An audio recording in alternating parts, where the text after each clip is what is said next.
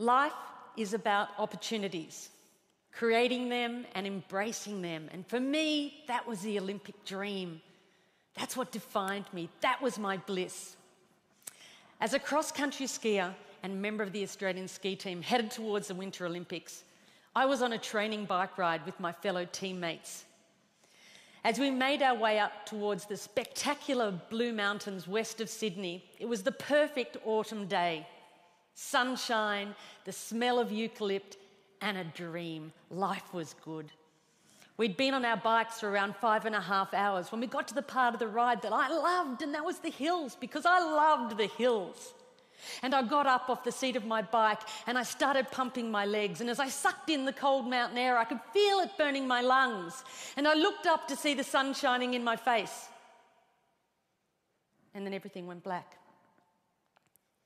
Where was I? What was happening? My body was consumed by pain. I'd been hit by a speeding utility truck with only 10 minutes to go on the bike ride. I was airlifted from the scene of the accident by a rescue helicopter to a large spinal unit in Sydney. I had extensive and life-threatening injuries. I'd broken my neck and my back in 6 places. I broke 5 ribs on my left side. I broke my right arm. I broke my collarbone. I broke some bones in my feet. My whole right side was ripped open, filled with gravel. My head was cut open across the front, lifted back, exposing the skull underneath. I had head injuries. I had internal injuries. I had massive blood loss. In fact, I lost about 5 litres of blood, which is all someone my size would actually hold. By the time the helicopter arrived at Prince Henry Hospital in Sydney, my blood pressure was 40 over nothing. I was having a really bad day.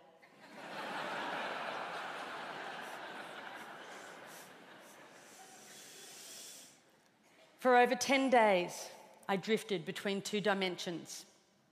I had an awareness of being in my body, but also being out of my body, somewhere else, watching from above as if it was happening to someone else. Why would I want to go back to a body that was so broken?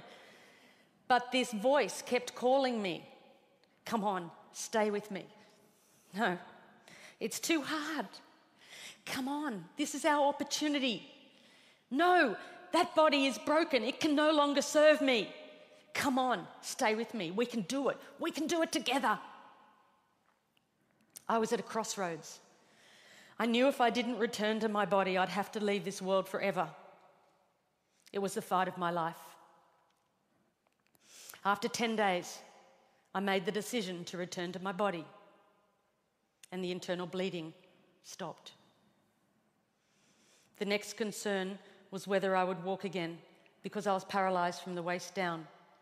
They said to my parents the neck break was a stable fracture, but the back was completely crushed. The vertebra at L1 was like you'd dropped a peanut, stepped on it, smashed it into thousands of pieces. They'd have to operate.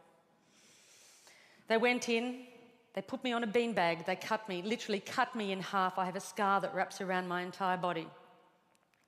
They picked as much broken bone as they could that had lodged in my spinal cord. They took out 2 of my broken ribs and they rebuilt my back, L1. They rebuilt it. They took out another broken rib. They fused T12, L1 and L2 together. Then they stitched me up. They took an entire hour to stitch me up. I woke up in intensive care and the doctors were really excited that the operation had been a success, because at that stage I had a little bit of movement in one of my big toes. And I thought, great, because I'm going to the Olympics. I had no idea. It's the sort of thing that happens to someone else, not me, surely. But then the doctor came over to me and she said, Janine, the operation was a success and we've picked as much bone out of your spinal cord as we could. But the damage is permanent. They're central nervous system nerves. There is no cure.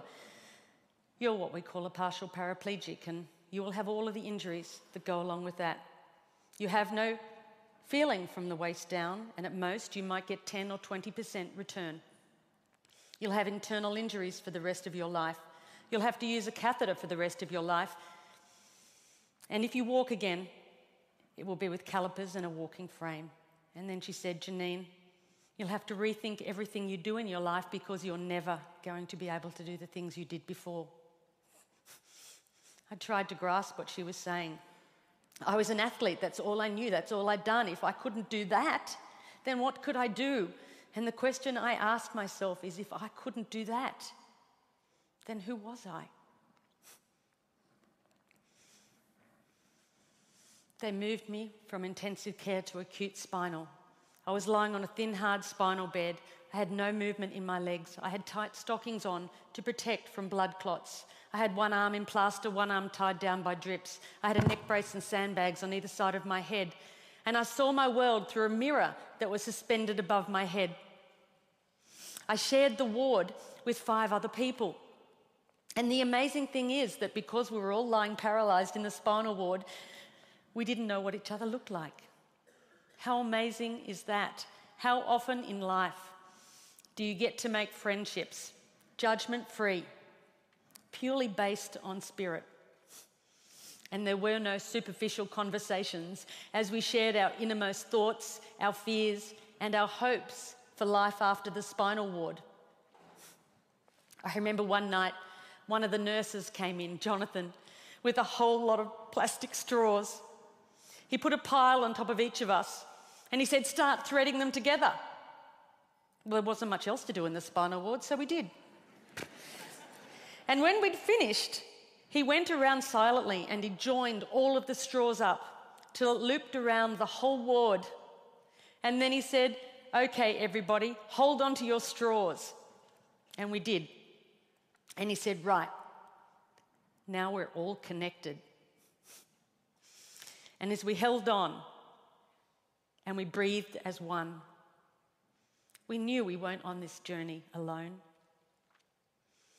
And even lying paralysed in the spinal ward, there were moments of incredible depth and richness, of authenticity and connection that I had never experienced before.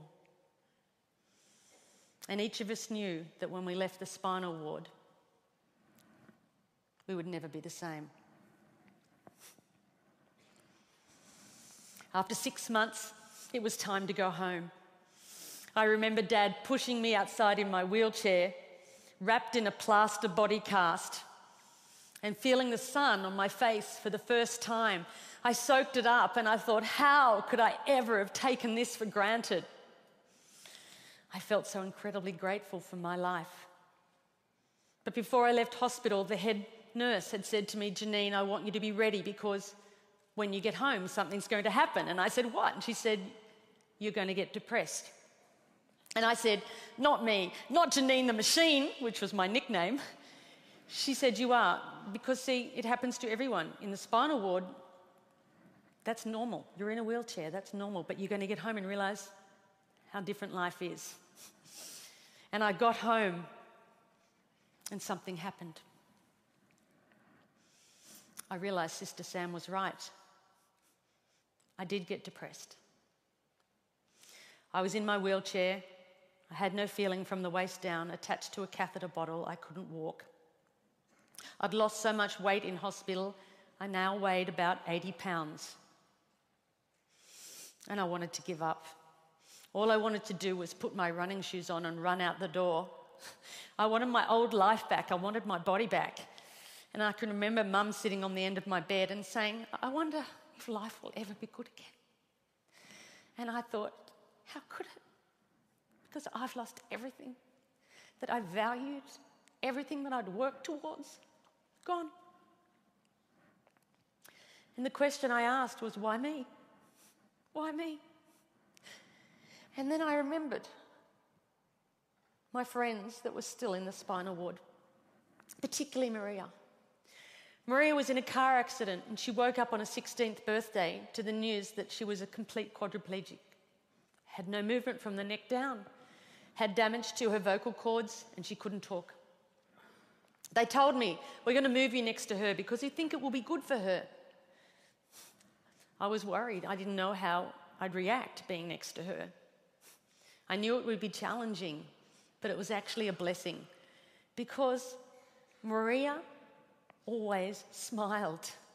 She was always happy. And even when she began to talk again, albeit difficult to understand, she never complained, not once. And I wondered, how had she ever found that level of acceptance? And I realised that this wasn't just my life, it was life itself. I realized that this wasn't just my pain, it was everybody's pain. And then I knew, just like before, that I had a choice. I could keep fighting this, or I could let go and accept not only my body, but the circumstances of my life. And then I stopped asking, why me? And I started to ask, why not me? And then I thought to myself, maybe being at rock bottom is actually the perfect place to start.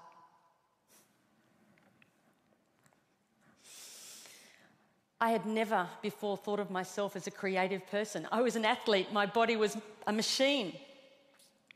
But now I was about to embark on the most creative project that any of us could ever do, that of rebuilding a life.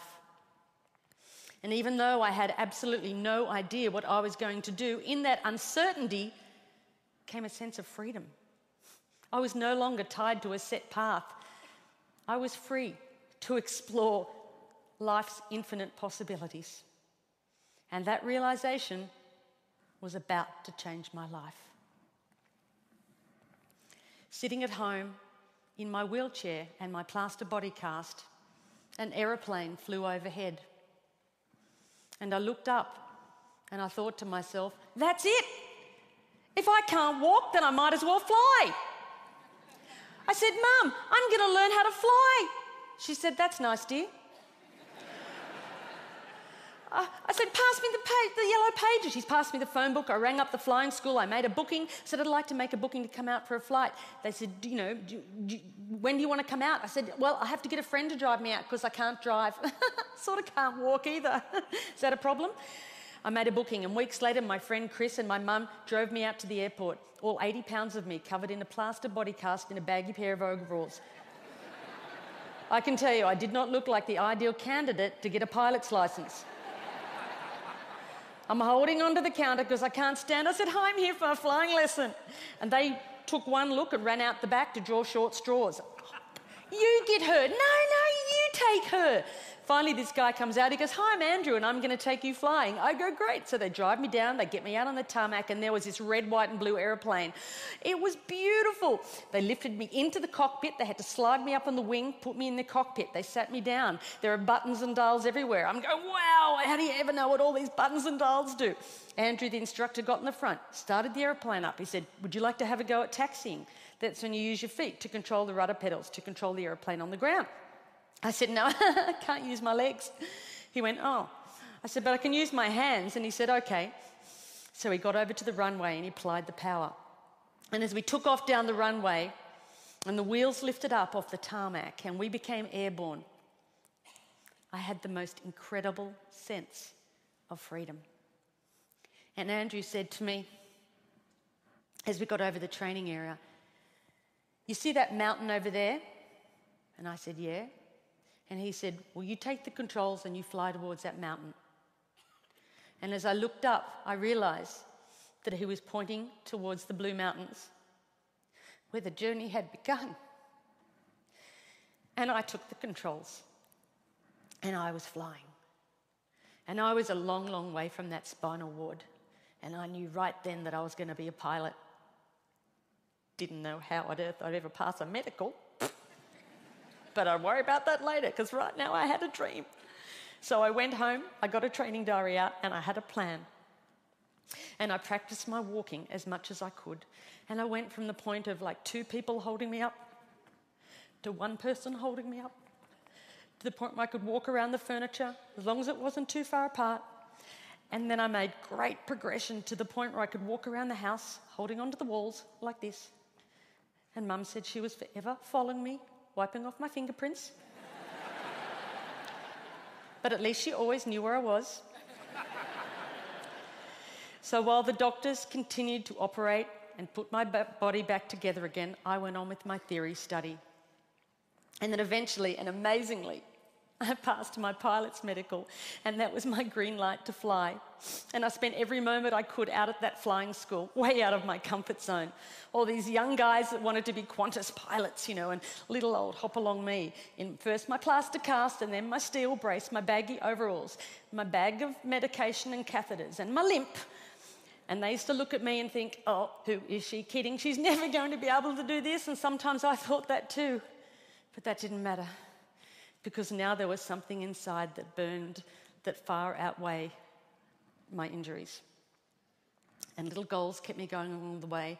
And eventually I got my private pilot's license. And then I learned to navigate. And I flew my friends around Australia. And then I learned to fly an aeroplane with 2 engines. And I got my twin engine rating. And then I learned to fly in bad weather as well as fine weather and got my instrument rating. And then I got my commercial pilot's license.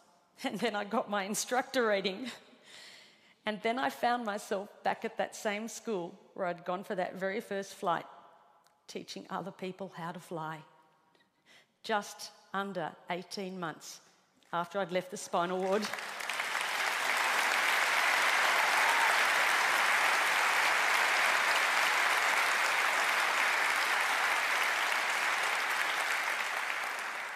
And then I thought, why stop there? Why not learn to fly upside down? And I did. And I learned to fly upside down and became an aerobatics flying instructor. And Mum and Dad, never been up. But then I knew for certain that although my body might be limited, it was my spirit that was unstoppable. The philosopher Lao Tzu once said, when you let go of what you are, you become what you might be.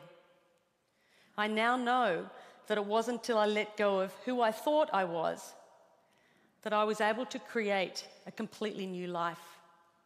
It wasn't until I let go of the life I thought I should have that I was able to embrace the life that was waiting for me.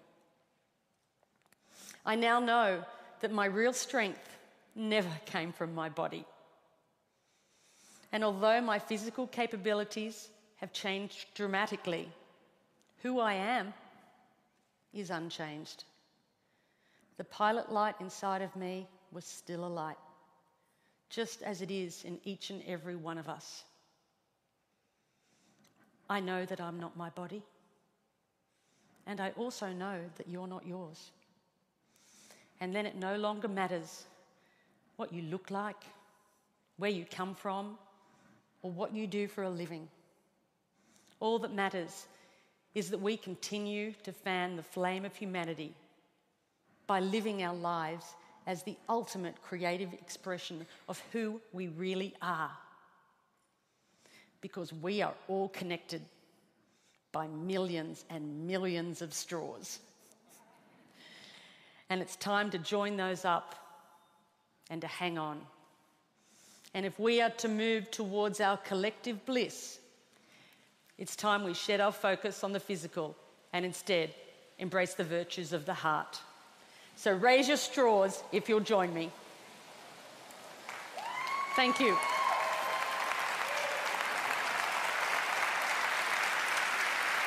Thank you.